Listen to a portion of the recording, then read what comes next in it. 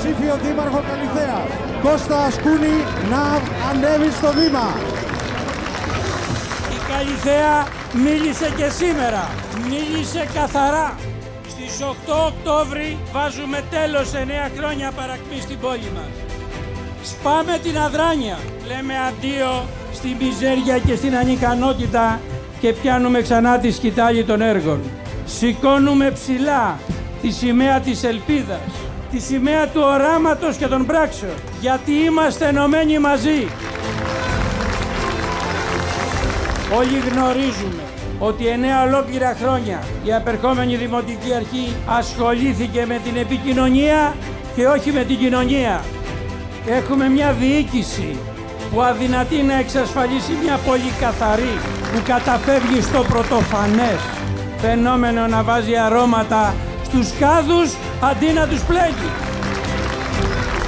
Δεσμευόμαστε λοιπόν για μια πόλη καθαρή, με αναδιοργάνωση της Διεύθυνσης Περιβάλλοντος, με ολοκληρωμένο σχέδιο, αλλά και σκληρή μεθοδική δουλειά.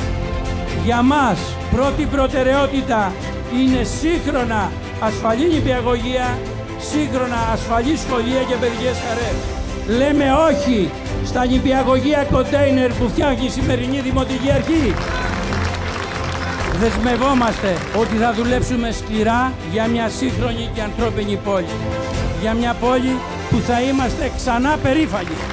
Θέτουμε 5 στόχους για την Καλιθέα της νέας εποχής που είναι. 1. Τόπος ασφαλής, φιλικός στην καθημερινότητα για μας και τα παιδιά μας.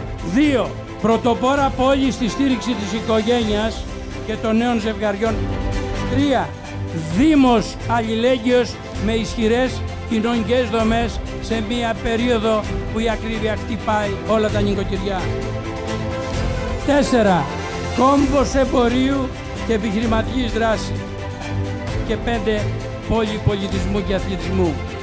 Δεσμευόμαστε ότι από 1η Πρώτου του 2024 ο Δήμος θα δίνει 1.000 ευρώ εφάπαξ για κάθε παιδί δημότη μας που γεννιέται.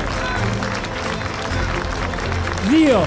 Απαλλαγή από τα δημοτικά τέλη για οικογένειες με 4 παιδιά και εισόδημα μέχρι 40.000 ευρώ. Για οικογένειες με 3 παιδιά και εισόδημα μέχρι 30.000 ευρώ. Απαλλαγή από τα δημοτικά τέλη για όσους οικογένειες έχουν μέλος ΑΜΕΑ και εισόδημα μέχρι 30.000 ευρώ. Στις 8 Οκτώβρη τα αυτονόητα επιστρέφουν. Το όραμα υλοποιείται, η ικανότητα και το σχέδιο για την πόλη επιστρέφουν. Είμαι πεπισμένος ότι όλοι μαζί θα φέρουμε στην πόλη μας την μεγάλη ανατροπή που τόσο πολύ έχει ανάγκη.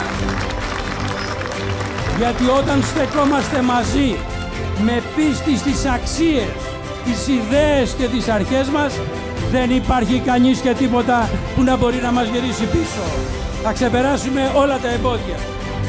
Προχωράμε λοιπόν μπροστά με συμμετοχικές, δημοκρατικές διαδικασίες, με σεμνότητα, με σύνεση, αλλά ταυτόχρονα αγωνιστικά και διεκδικητικά όπου και όταν απαιτείται. Η ομάδα μας δεν έχει να φοβηθεί τίποτα.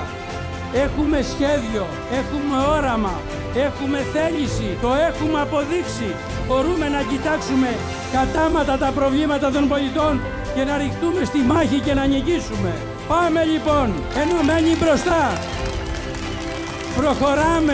Προχωράμε για την πόλη που αγαπάμε, για τα παιδιά μας, για την Καλιθέα μας, για μια μεγάλη νίκη.